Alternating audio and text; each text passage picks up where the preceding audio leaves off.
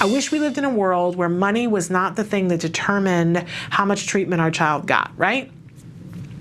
But that's not our reality today. And until the reality changes, then we have to work with what we have.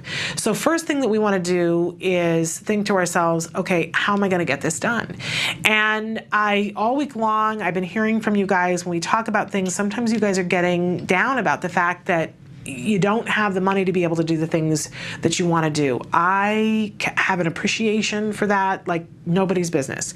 But I think we need to move into the phase of, so what can we do, right?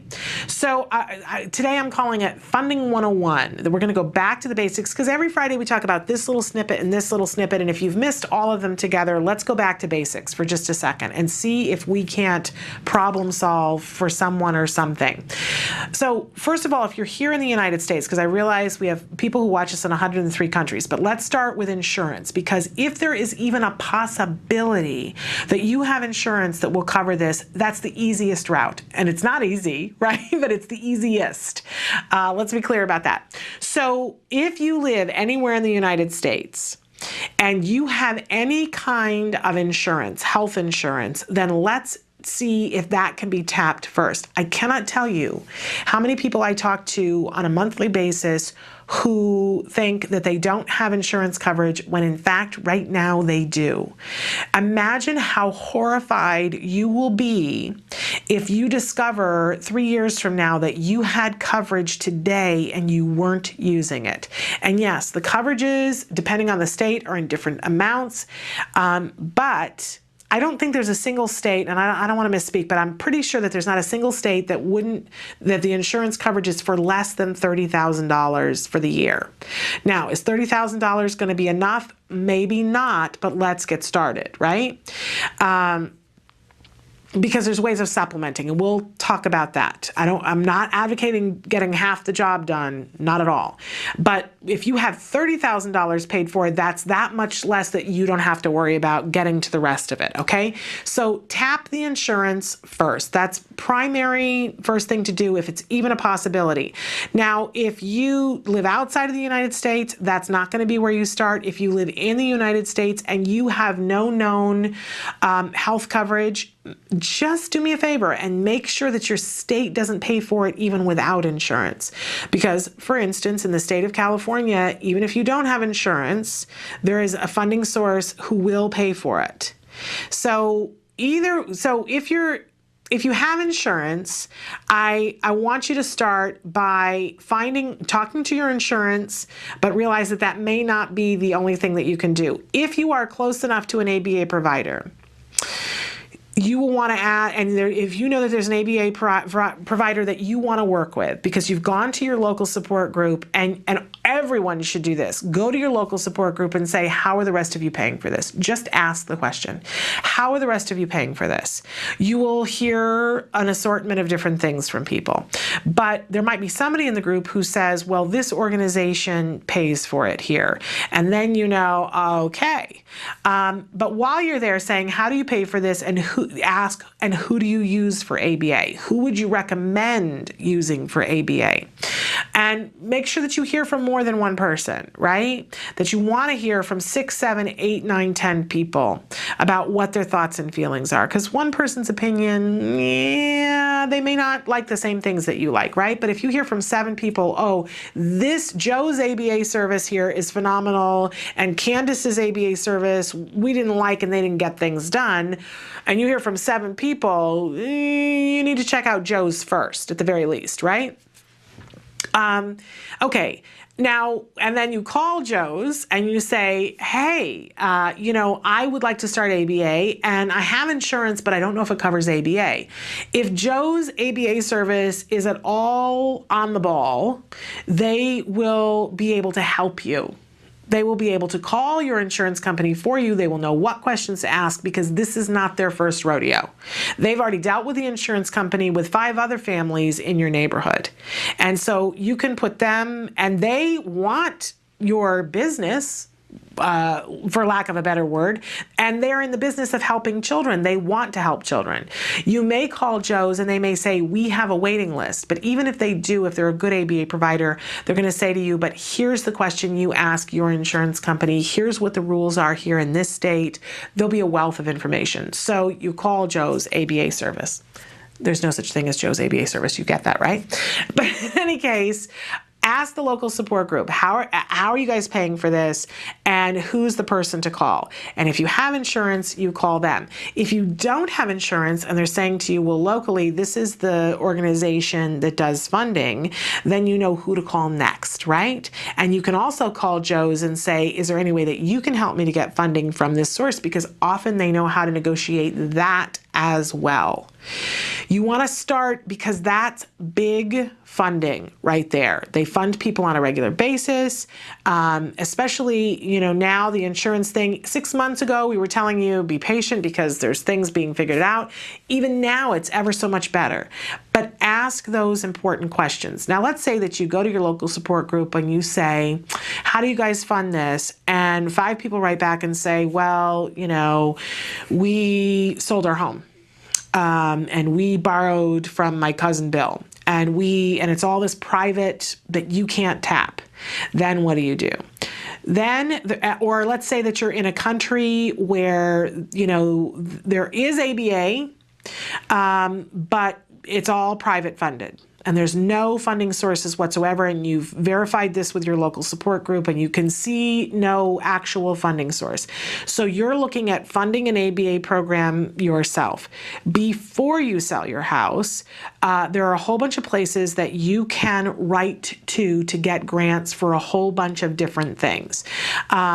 So we start with ACT Today, right? ACT Today, Autism Care and Treatment Today, act-today.org. They have 4 different times during the year where they will take applications for grants. And these are grants. You do not pay them back.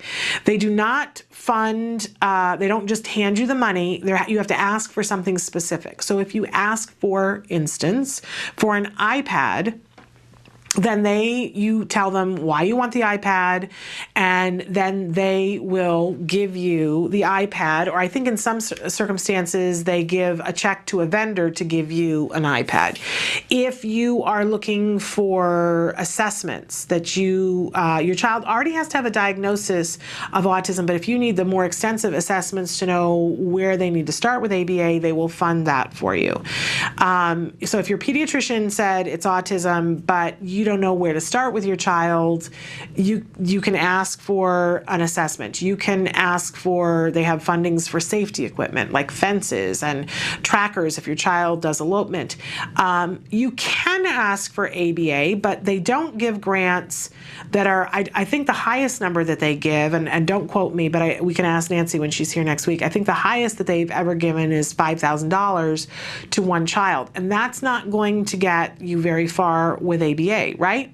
But what they will give you grants for is for skills and CARD e-learning and IBT training, Institute for Behavioral Training, so that you can train a staff so that your staff can do ABA. And you might be thinking, well, who's paying this staff?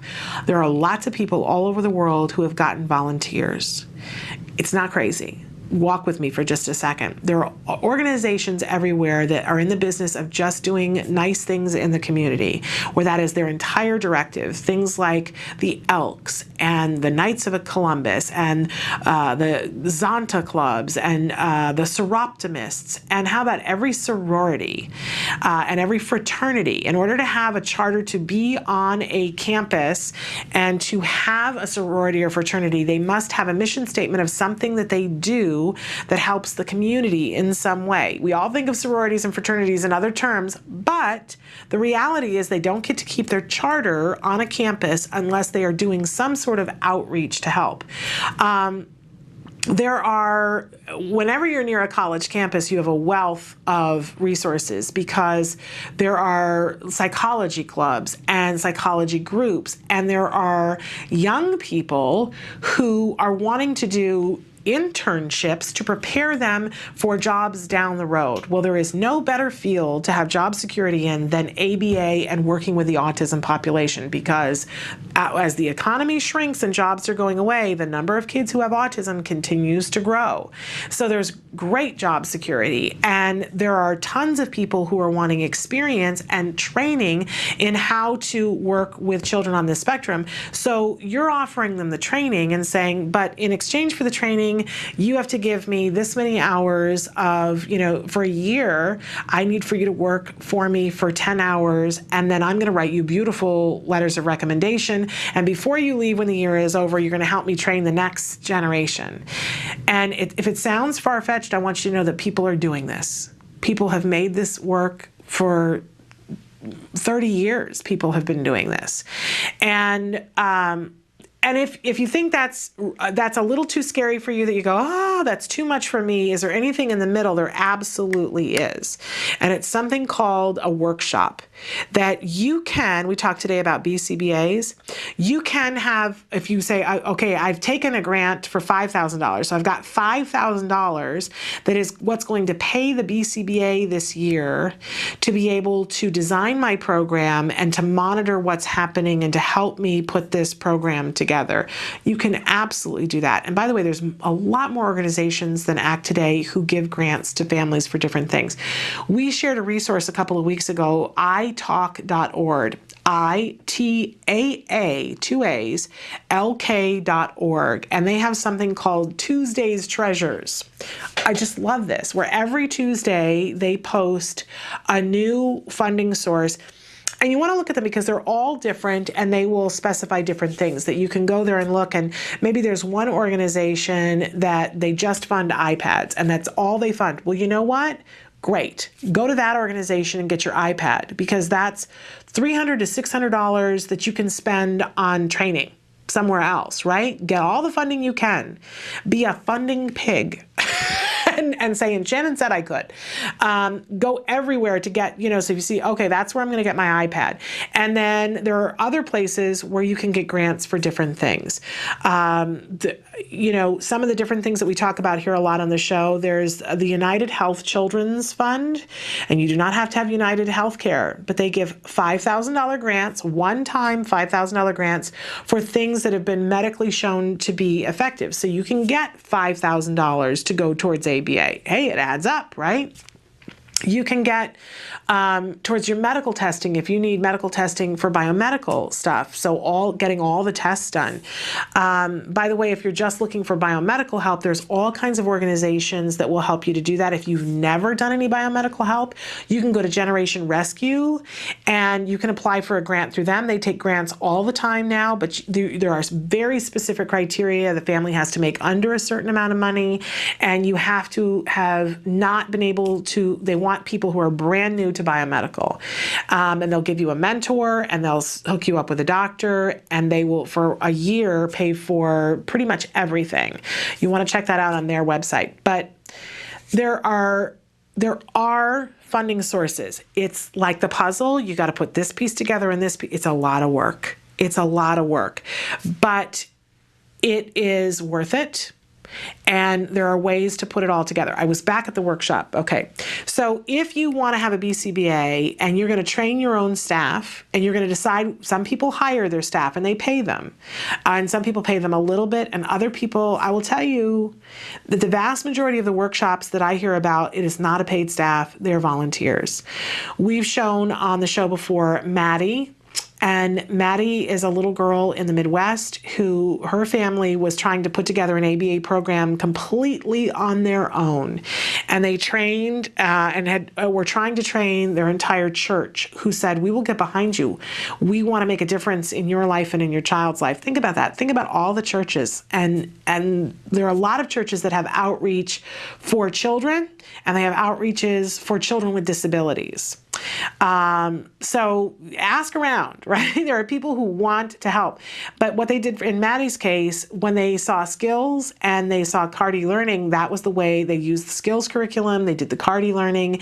They trained their staff, and Maddie is remarkable as a result. She's made so much progress. It's absolutely astounding. So I want you to know that sometimes it means getting out of all the things saying, I can't, and getting into, okay, so what can I do? The circumstances are all different. Even county by county, I can't even give carte blanche to somebody in California and say, this is the way you do it in California. That's why the local support group is going to be really, really important. But if it feels overwhelming to you, I put this out yesterday and I'm putting it out again today, that I am willing to take on 2 people and go through all the motions with them and mentor and find funding sources and help you to figure out what it is that you can do to start your ABA program. And by the way, it's not just ABA. All the things we talked about, there are a lot of funding sources to do a lot of things that are in conjunction to ABA. So don't, I have a good friend who says, I don't see the dollar sign over my child's head. And until you can show it to me, I'm not paying any attention to it. And I want you to not see the dollar sign over your child's head and to not see the dollar sign and say, then there's nothing I can do. Because that's not the whole picture. We talked about this acceptance commitment therapy yesterday with Dr. Lisa Coyne. Yes, she talked about how, that the handful of salt, right? That's bitter. And it's true. Nobody can afford autism. Nobody can. Nobody. Not even Holly Robinson Peete. Oprah couldn't afford it. Right? So we can forgive ourselves that I can't afford it, and you can forgive yourselves that you have not been able to afford it. But she talked about taking that handful of salt and putting it in a lake. Let's dilute it a little bit. Okay, we can't afford it, but what can we do? There are a lot of things we can do. A lot of things. And you know what? You don't have to reinvent the wheel, and you do not have to be on this journey by yourself. There are others who've gone there before you who figured this part of it out, and somebody else figured out this part of it. Take advantage of that. Take advantage of it, because you are not alone in this, and your child's worth it. And we're not seeing the dollar sign. You don't have to see the dollar sign, okay? But I'm going to take 2 people on. Who's going to be first? Who's going to ask to be mentored through the financial part of this? Let me know.